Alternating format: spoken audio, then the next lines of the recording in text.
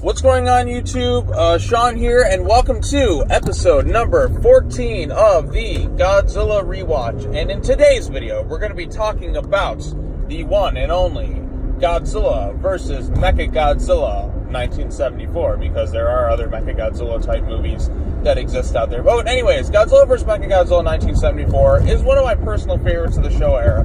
Got a lot of history with this one. Owned it on VHS on 3 separate occasions. I had it in like this VHS copy. It was like this 5-film set with the Mechagodzilla, Gigan, Godzilla 85, and all sorts of stuff. I had it on a second like dual disc, dual VHS thing. I had it on like another one where it was Godzilla versus the Bionic Monster and Godzilla versus the Cosmic Monster. No, Godzilla versus the Cosmic Monster was the one I had. I'm like, are these the same thing? So yes, I own this movie on several different VHS tapes because, well, I would just be like, oh, I don't have this one, and then I would just get another one. So when I was younger, my parents would just give me VHS tapes of Godzilla instead of having me go out to do stuff. So they built a monster. They created a Godzilla fanatic in me. So, but yeah, Godzilla vs. Mechagodzilla 1974. After the really kiddie, crazy, kooky Godzilla films that we've been getting for the past couple films, Toho really stepped up their game with this one. This is Jun Fukunda's like best Godzilla film. Masaru Sato's music really fits the tone of the movie. Mechagodzilla himself is full of all sorts of unique weapons. The story is engaging. There's kind of like a mythological element to it with King Caesar and this real asshole who's like, oh, give me the revenge on all of it. Oh, King Caesar. I really hate that guy. That guy's such an a-hole. And King Caesar is kind of a really lazy monster because you have to sing to him for like a minute and a half just to wake up, and I'm just like, just get up, you lazy goddamn monster. But no, he has to be sung to, and his entrance is really cool too. Like after he's sung, like it just everything just around him just blows up. I thought that was pretty sweet. But yeah, so the movie begins with like this vision and all that. Like Mechagodzilla is coming into the fold. We got Godzilla attacking of this building. You got him attacking like the countryside. And you're wondering like something's wrong with Godzilla. Then Anguirus comes up. And Anguirus just gets the shit beaten out of him, gets his jaw ripped open, and I thought originally that he died, but I guess not, because he appears later on. So, like, he realized it was a fake Godzilla, because they're like, Anguirus wouldn't attack his friend Godzilla, even though Godzilla killed him, like, in Raids Again, but then again, that must have been a different species of Anguirus, and oh my god, my head just hurts thinking about it. So yes, there's something up with this Godzilla, and then the real Godzilla shows up, and we get only one of the few Godzilla versus Godzilla battles, I feel like. I think that's the only one. I mean, if you count like Mechagodzilla, Godzilla against Mechagodzilla, where Godzilla's fighting Mechagodzilla, which are Kiryu, when he fights him. But I think the fight is really cool. You can distinguish between the two of them. The faces look a little bit different. There's an orange atomic breath coming from Mechagodzilla. Then all of a sudden, my favorite villains. I keep wanting to say villains, but it's not. My favorite villains in the Godzilla series, the Simians show up. The main Simian dude's awesome. Like, he comes out here wearing his fucking slim suit. He's got a cigar, and he's just got a cool factor to him. The Simians show up, I guess like his clone or brother or whatever is in the next movie. And that dude's just ruthless as all hell. He doesn't have the cool factor, but he's a lot more ruthless. Just a real piece of shit.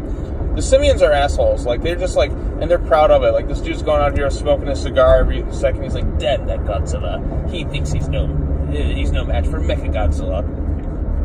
Just this real savage dude here. So he unleashes all hell. Mechagodzilla shows up, looking really impressive.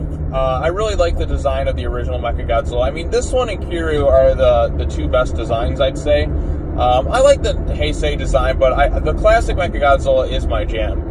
So I love the design of this thing, the weapons that he's got. He can fly, he's got lasers. Mechagodzilla is just a pure badass looking monster. And like his little laser eyes that he has going up against Godzilla. Godzilla really gets the shit beaten out of him in this movie. He's bleeding. He just gets his ass handed to him like nobody's business. This is one of the biggest ass kickings that Godzilla ever faced in a movie. And even at the end, it's just Mechagodzilla is just, they're kind of evenly matched in a way, but Mechagodzilla, still manages to kick his ass pretty badly the first time around. Even like when he's teaming up with King Caesar to take down Mechagodzilla, it still is a tough battle for the two of them. And then like the odds are stacked against Godzilla more so in the second, in the direct sequel to this one. But yes, and I also love with the Simians too. is that when they get shot and killed, they don't just kind of like just bleed out or anything. No, their faces just get just like molt or whatever, and they turn into space apes. I'm not shitting you. They turn into like the Planet of the Apes. I love how we go from like humanoid looking aliens that turn into cockroaches, and then we have aliens here that turn into space apes. I think it's amazing. I kind of laugh about it. I'm like, oh my god, and then it just cracks me up. Then we got a story going on about like some Interpol agents going after the simians too. The human cast I think is okay. It's really the simians that sell it for me.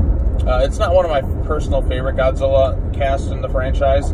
I really like the cast in Gigan a lot more than, say, this one. But I think the simians really help elevate this one to another level in terms of, like, humanoid protagonists. So the simians I love. I just love their slim suits and everything. It's definitely a real 70s Godzilla film. Like, the directing... Some of Jun Fakunda's directing gets kind of shaky cam at one point during some of the, like, the hand-to-hand combat fight scenes. But there are some other good elements too. Like the action sequences with the monsters are really good.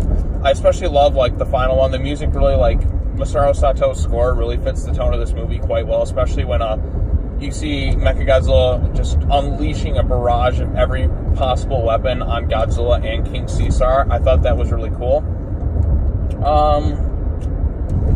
There are some things that don't really make sense. For instance, Mechagodzilla has this like spinning force field attack where his like head spins repeatedly, and that thus creates some sort of force field.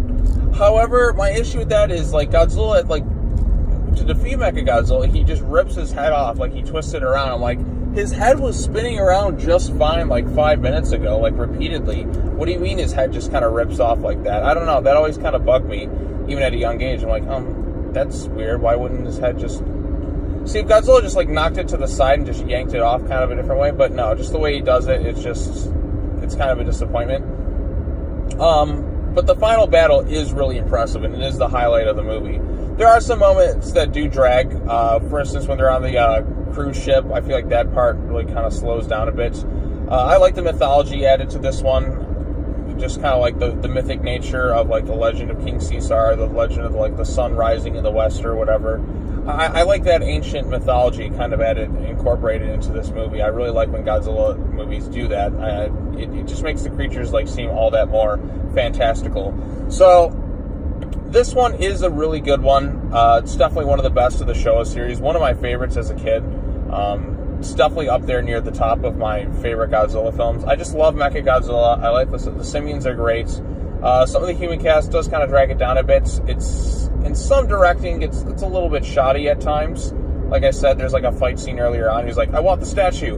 And then it just gets all weird and shaky cam. But overall impressions, I think this is a really good one. It really picks up the pace after some of the more kid-friendly ones that could have potentially put a lot of people off.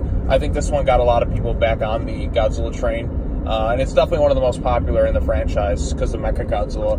I mean, it gave us Mechagodzilla. What's not to love about that? Mechagodzilla is fucking amazing. So, take it for what it's worth. I really enjoyed this one, and I think a lot of fans do too. So, anyways, what are your thoughts on the original Godzilla vs. Mechagodzilla from 1974? Do you like it? Do you dislike it? Is it your personal favorite Mechagodzilla movie? Or do you like Terror Mechagodzilla? Do you like 92? Do you like...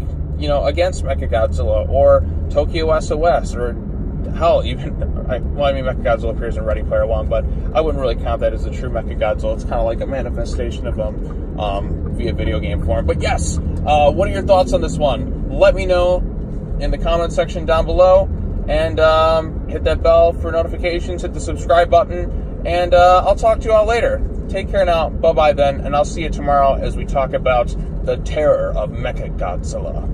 Alright, that's it. Bye-bye. King Caesar!